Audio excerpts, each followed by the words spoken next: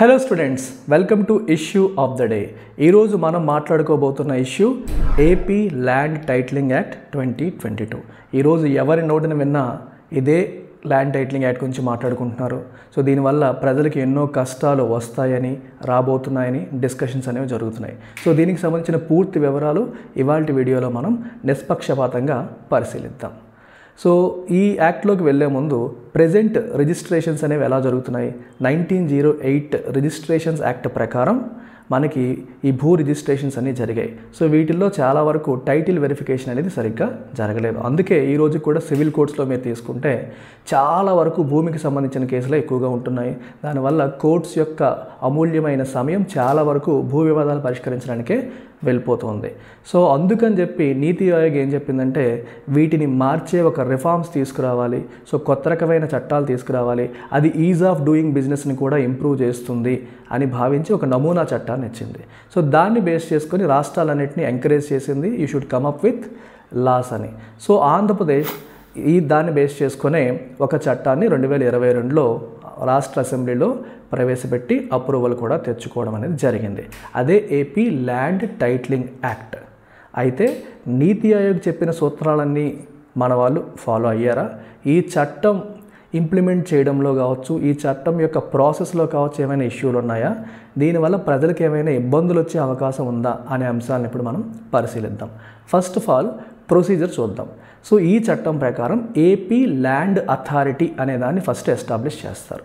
So AP land authority అనేది ఒక body corporate అంటే ఒక ఆర్గనైజేషన్, ఒక సంస్థ, గవర్నమెంట్ ఏర్పాటు చేసిన ఒక ఆర్గనైజేషన్గా ఉంటుంది. సో ఈ ఏపీ ల్యాండ్ అథారిటీ అనేది తర్వాత సిస్టమ్ ఆఫ్ రిజిస్ట్రేషన్ చేసే సిస్టమ్ని ఎస్టాబ్లిష్ చేస్తుంది.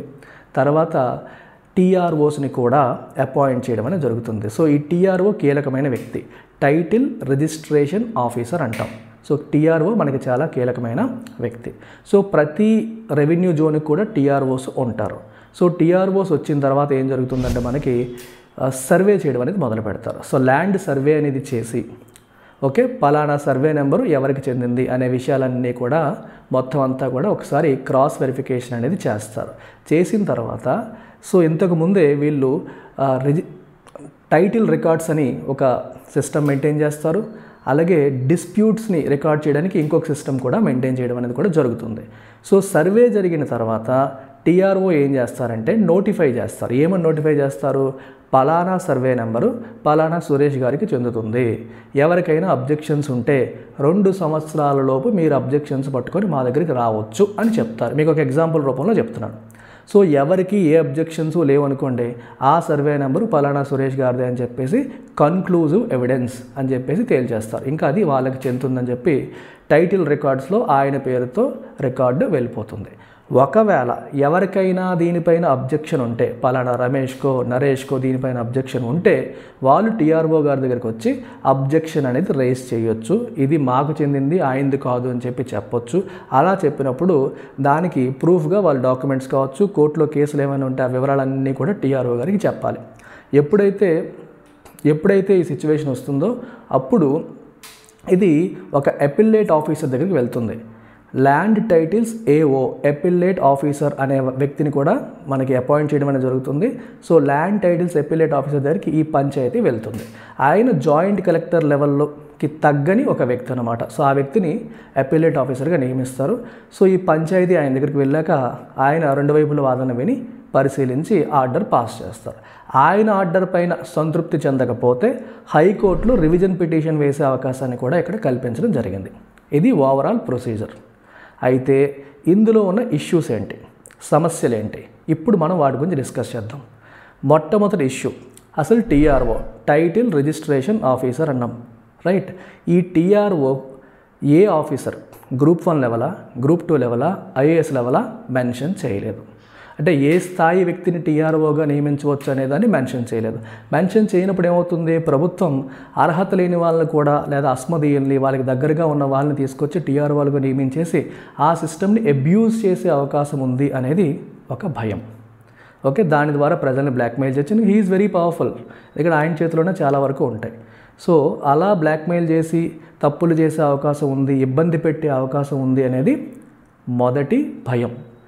రెండవ ఇష్యూ ఏంటంటే నీతి ఆయోగ్ టీఆర్ఓ ఒక ఆఫీసర్ లెవెల్ వ్యక్తి అని చెప్పారు, ఇక్కడ అలా మెన్షన్ చేయలేదు. అది మొదటి ఇష్యూ.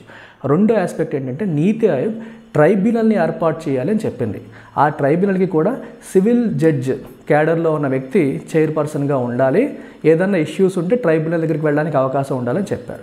కానీ ఏపీ ల్యాండ్ టైటిలింగ్ యాక్ట్లో ట్రైబ్యునల్స్ గురించి ప్రస్తావన లేదు, అంటే ట్రైబ్యునల్స్ ఏర్పాటు చేయాలని ఇందులో మెన్షన్ చేయలేదు. మరి అపిల్లేట్ ఆఫీసర్ అని చెప్పారు. ఆఫీసర్ అనేవారు ఒక సింగిల్ వ్యక్తి, కానీ ట్రైబ్యునల్ అనేది ఒక చిన్న ఆర్గనైజేషన్. సో ట్రైబ్యునల్ అనేది లేదు, ఒక అపిల్లేట్ ఆఫీసర్ మాత్రమే ఉంటారని ఇక్కడ చెప్పడం జరిగింది. మూడో పాయింట్, నీతి ఆయోగ్ చెప్పిన చట్టంలో ఏం చెప్పారంటే 3 tier సిస్టమ్ ఉండాలని చెప్పారు. అంటే టీఆర్ఓ చెప్పింది మనం సాటిస్ఫై కాకపోతే, ఏదైనా ఇష్యూ ఉంటే first land resolution dispute officer ఆయన దగ్గరికి ఫస్ట్ వెళ్ళాలి, ల్యాండ్ డిస్ప్యూట్ రెజల్యూషన్ ఆఫీసర్ దగ్గరికి వెళ్ళాలి. అక్కడ మనకి సెట్ కాకపోతే ట్రైబ్యునల్కి వెళ్ళొచ్చు, ట్రైబ్యునల్లో కూడా కుదరకపోతే హైకోర్టుకి వెళ్ళి అప్పీల్ చేయొచ్చు అని చెప్పి 3 tier సిస్టమ్ నీతి ఆయోగ్ నమూనా చట్టంలో మెన్షన్ చేస్తే, ఇక్కడ వచ్చేసరికి 2 tier సిస్టమ్ మాత్రమే చెప్పారు.